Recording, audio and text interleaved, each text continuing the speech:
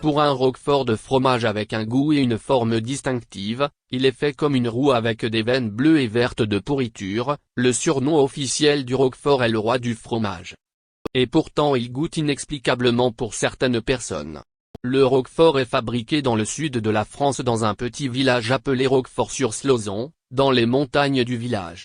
Il y a des grottes naturelles qui ont longtemps été exploitées pour l'industrie de Roquefort, où le lait de bœuf non pasteurisé est placé à l'intérieur de ces grottes avec un minimum de 90% d'humidité, et avec le temps que le lait de suie mûrit et tourne en fromage Roquefort. On m'a envoyé.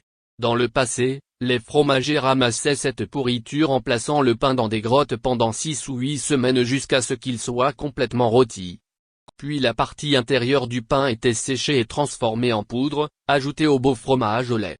De nos jours, la pourriture se développe dans l'ère actuelle. On pense que le fromage Roquefort a été découvert par accident il y a des centaines d'années quand du fromage a été stocké dans ces grottes, et s'est entouré de nombreux contes et mythes. Ce que nous savons absolument est qu'il y a des textes littéraires remontant à l'époque romaine et spécifiquement à la 79e AD qui décrivent le fromage Roquefort comme ayant un goût fort.